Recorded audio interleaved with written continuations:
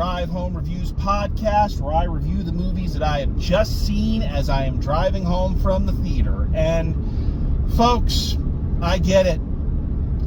I get that you're scared. It's a scary world out there, and feels like it's getting scarier and more unhinged by the moment. We have seen the darkest of our impulses given free range. We have seen what happens when politics are turned over to those who are more in line with their own self-interest than with actually governing for the people. We have seen all of the progress we thought we had made seemingly unraveling before our eyes, and we've also been made familiar with the uncomfortable truth that we maybe haven't made as much progress as we had been led to believe. It's a dark, scary, ugly world, and we're all just trying to weather the storm and hoping that we can come out of it at the other end. And when we're in a situation like this, when people find themselves in a place as unknown and unwelcoming as that which we find ourselves currently, the question naturally comes to our minds. How can we get out? Who is going to save us? Who can we count on anymore? And I believe that the answer is very clear, and this movie is a perfect personification of my beliefs that the drag queens will save us. The drag queens will find a way. If we put our faith in the drag queens, we will come out the other side and be better for it. Trust in the drag queens, my friends. Trust in the drag queens. Because they have already shown that they can save the parody movie. Some of you may recall from my earlier review of Scary Movie, lamenting the fact that I felt like the parody, a genre that I personally love, had been working so hard to claw itself back into relevance. The Naked Gun reboot, Fackham Hall, that they'd been trying and generally succeeding. They were getting up there, and then along came Scary Movie, an uninspired, unfunny, bland piece of nothing, and you felt like all of the progress was undone in the blink of an eye. Well, fear not, my friends, for the drag queens have come and they have saved the parody. This film is a fantastic comedy. This is what I needed in this year. This year of disappointments and uninspired films. It's been really rough at the movies this year. This is not only a breath of fresh air, but something that gives me hope going forward, that maybe we can get some fresh eyes and views and ideas, and maybe we can turn this ship around. So if you have not heard of it, let me just give you the quick rundown. So Stop That Train comes to us from the goddess RuPaul and the same production team that does her Drag Race show. And this is a parody of not just classic disaster movies like, say, the original Airport films, but also of the kind of disaster films that were very prominent in the late 90s, early 2000s. About two train stewardesses on a failing train line called Skank Rails, great name, who find themselves now being hostesses on Glamazon Rails, the fastest and most glorious train ever, just as they are traveling into a stormaganza and all the typical disaster movie tropes happen. And That's all you need to know. Oh, no, I apologize. There is something else you need to know. Very important. RuPaul plays the president. And I'm just going to say it. RuPaul is the greatest fictional president since Lloyd Bridges in Hot Shots. President Benson. No, you're not. Seen him on television. He's an older man, about my height. President Benson, where is your first lady? My first lady? Hell, I don't know. I've had a lot of women. Lost my flower at the tender age of 15. I can't keep track of all of them. There's the target area. It's Minnesota, sir. Oh, damn it, man. That's the genius of my plan. We don't have to traipse all over the world to fight. We can do it right here at home. Get us some good fishing while we're at it. Sir, the enemy is over there. Then we'll fly them over here. They can bring their relatives. We'll teach them to ice skate. Do I have to think of everything? And I think that is a great place to kind of do the jump off as to what makes this movie work versus, say, what made Scary Movie not. So RuPaul as the president, right there, a lesser film with less creative voices would just start swatting at the low-hanging fruit and would start making every joke they could about the current administration, the current hobgoblin in the Oval Office. They could have done God knows what and ripped him a new one. Not undeservedly so, please understand. And especially from this group of creative people, you can understand if they chose to take their venom out on him. I would not begrudge them. But this film does what a smart comedy and what smart parodies choose to do, and it goes the high route. It doesn't punch down. There is no reference to current politics or administrations. If there is, it's very much in the subtext, and there's not a lot of subtext in this. This is more a parody of fictional presidents and the way they behave and the tragic backstories. I'd say it's probably a closer parody of maybe someone like Bill Pullman's character in Independence Day than it is of any current politician living or dead, or hopefully dead. And that's why it's smart. It's not going to dirty itself with that. Again, a lesser movie like, say, the most recent Scary Movie would have done that. They would have. Instead of leaving their commentary either to be deciphered or in the subtext, they would have just come out and said, "Oh, you know, the president's an idiot," which he is.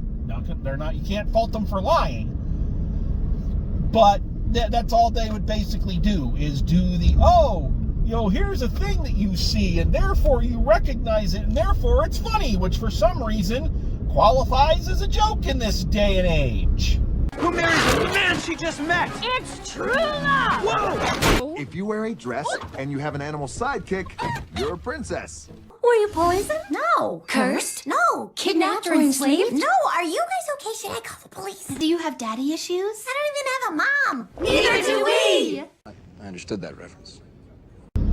But Stop That Train does everything that I have said in my previous reviews of things like The New Naked Gun, of Flockham Hall, and yes, even of Scary Movie. It does all of the things that I've said a good parody needs to do. It's streamlined.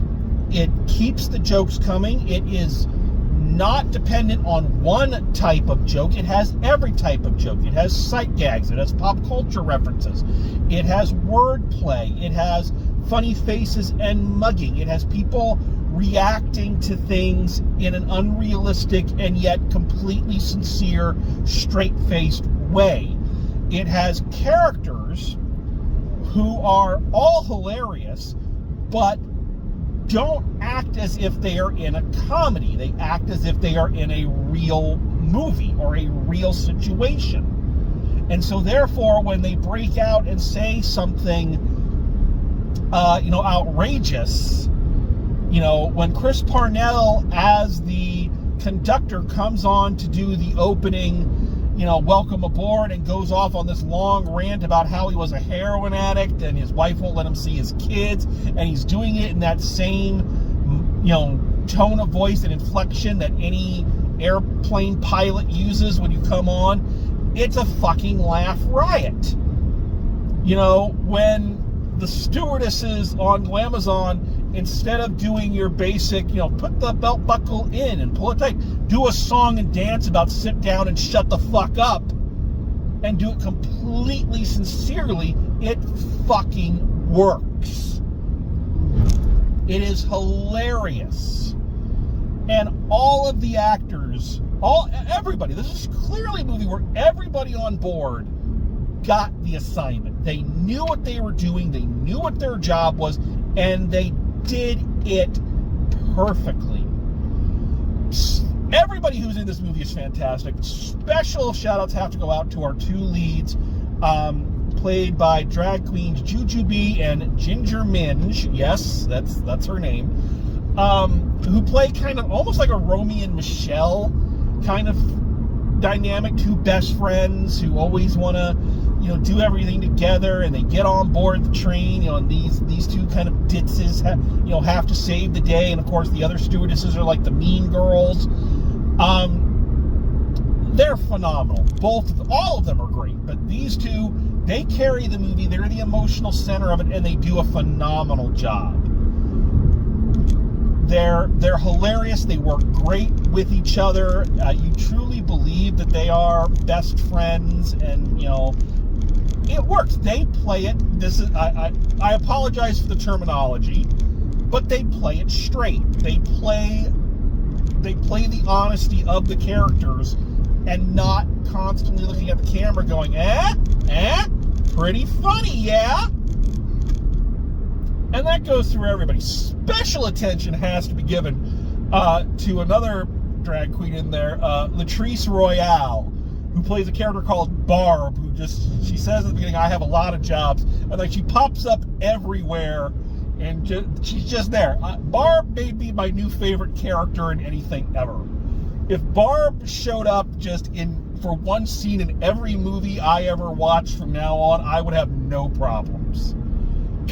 She was just fantastic. Loved everything about it.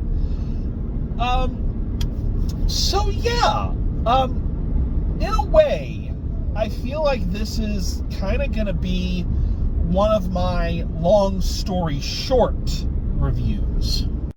Make a long story short, but you know, to make a long story short. So anyway, long story short. Why do people say long story short?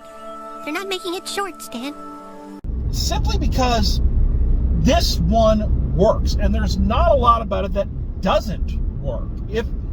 I'll just say that now. The only thing about this that I feel doesn't work, and I feel where the comedy starts to drag a little bit, is there a little bit about mid-Act 2 going into Act 3, where I wish they would have done a little bit more with the disaster movie kind of premise.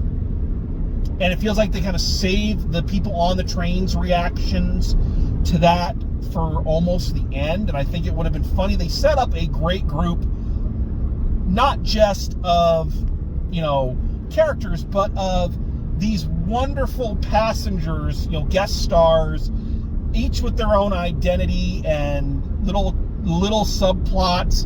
And it would have been fun to see some of them reacting more to the disaster than just kind of waiting towards the end. You know, for example, probably the best one in there is Sarah Michelle Gellar, basically playing Sarah Michelle Gellar, but nobody recognizes her. You know, they keep saying things like, "Oh, are you?" And she's like, "Oh, yes, I am." And they're like, "What? You're in?" I said, "Are you in my seat, bitch?"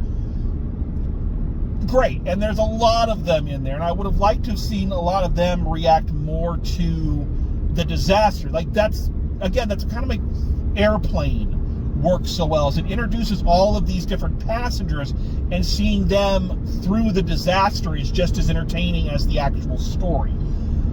And that's really the only nitpick I can make about this movie. It follows the rules of comedy. It follows the rules of a parody. There are certain rules that one must abide by. What about the rules? And because it does that and is wholly committed, it works. So then what are we going to talk about? Well, I think what we need to talk about is the real secret ingredient to why this movie works. Because yes, you can follow rules, but that's only going to get you so far if you don't have something else. If you don't have a spark, a desire, a message, a story that you're looking to tell, then rules and formula are only going to get you so far. So what is the secret weapon that this movie has? It's very simple. This movie is unapologetic. It is out and proud. This movie is gay.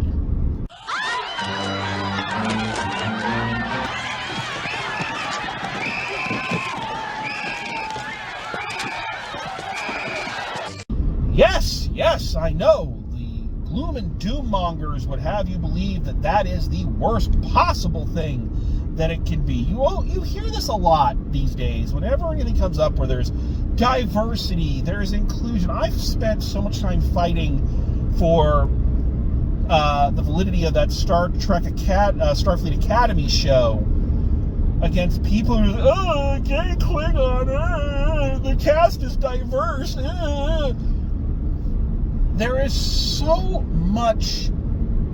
many people going against, anytime that you want inclusion or diversity, it's this whining and crying. And what I truly love about this movie, and I wish this had come out during Pride Month. It was released in theaters, but it didn't come out anywhere near me. I had to wait for it to come on streaming. I wanted this to be out during Pride Month so I could review it and make it a Pride Month review, because this movie is an amazing example of what happens when you let different points of view and different voices tell a story. When we get something from a different perspective. But so many people are so locked in to their own narrow view. And that's what makes things formulaic and boring. This is something else I mentioned during the Scary Movie review. What I thought worked about the original Scary Movie is that, and you can argue how much, but it was a black exploration of the tropes of a predominantly white movie genre. And that voice, that experience, that insight is what makes that movie work. And where those films start to fall apart is when that insight starts to become less and less important or is eliminated completely. But having that insight gave it a shot in the arm and gave it its own flavor. This one being a gay view. And make no mistake, you cannot mistake this for anything else. This is done from a gay LGBTQ plus perspective. And letting them have the reins in a genre where they have traditionally been the punchline. Do you know what it's like to be married to a wonderful man for 14 years? No, I can't say that I do. I did live with a guy once, though, but that was just for a couple of years. Oh. Usual slurs, rumors, innuendos people didn't understand. Oh.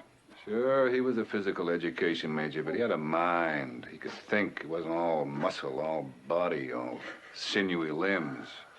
And letting them now say, this is our movie that reflects our sensibilities and our life experience, and we're going to reference things that we understand, and you can come along and laugh at the stuff that you get, and we can laugh at the stuff we get, but if you don't, we really don't care. And I think that it is unapologetic, and I love that about it. It is out and proud, baby, and makes no apologies. This is me, right? And I believe that is so important and so powerful. I don't want to get too far off track here, but there was, we can't really mention its name anymore, but there was a sitcom in the 80s and a comedian in the 80s that before destroying themselves, essentially, were praised because they gave their content, the stuff in their stand-up routines and the stuff in this show, showed a black perspective on things like family, on raising kids, on being married. Universal truths. And one of the great things that show in its time did was, and this sounds so trite, but it is very true, it showed a TV viewing audience that was surrounded by predominantly white sitcoms that this family is just like you. This family has the same issues. This family has the same problems. This family has the same victories and defeats. So what are you so afraid of? And I believe very deeply that inclusion, that voice in comedy is very, very important. I love comics like Ricky Gervais, but I will be the first to admit that, yeah, he makes more negative jokes. His jokes have more of a negative bent. Now, he comes from the school of thought that everybody can be made fun of, and I'm not picking on one person, and I don't honestly believe this is a character I'm playing, and I believe that's all well and good, but it does come from a more negative place. Comedy is like this one, which again, like with RuPaul as the president, never take the low road, never go for the low-hanging fruit, comes from a much more positive place, a place that says, we're all human, we can all laugh. Everybody can laugh at this. You know? And you always hear, the moral right. Think of the children. Won't somebody please think of the children? No, stop. Think of the children. Think of the children. Won't somebody please think of the children? And I can tell you that I don't think, yes, this is rated R and there are some jokes and some things in there that are adult, but you could show this to a kid, and I don't think the fact that they're drag queens or that it's a predominantly gay sensibility or viewpoint, I don't think they'd care. I think they'd laugh because it's fucking funny. They'd laugh because the jokes are funny and the actors are really in tune with each other and the timing is good. And it feels like the script and the actors and everything have been honed to find the exact best delivery of every possible joke. Nothing in here is going to destroy you, and nothing in here is going to cause the world to end. It's a wonderful movie that shows that we can all laugh together. Why is that bad? I'm not trying to sell you a bill of goods, and I'm not trying to tell you that this movie is some kind of amazing revelation that will somehow solve all of the homophobia in the world. I don't think it's that good. But I do believe that we should let entertainment and humor be our guides on some of these things. And when we can all laugh together, when we can all cry together, when we can acknowledge that there are more things we share than there are that separate us, that's when progress can really be made. And I believe that a movie like this is an amazing sample of that. And again, I think it never plays it down. It never tries to make it, a straight audience, quote unquote, more comfortable. We need to make this more straight for them. It doesn't care. It's a gay movie, and it should be a gay movie. It's rightfully a gay movie. And it more says, we're inviting you to come and join us on this journey and enjoy it with us. And if you don't want to, well, that's on you.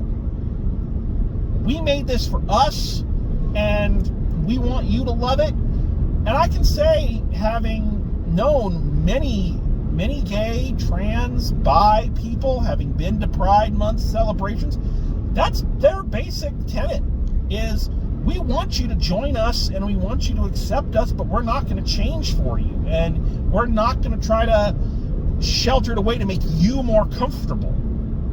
It's up to you to kind of say where your comfort level lies, and that's on you. And this movie, I think, really waves that rainbow flag very proudly. And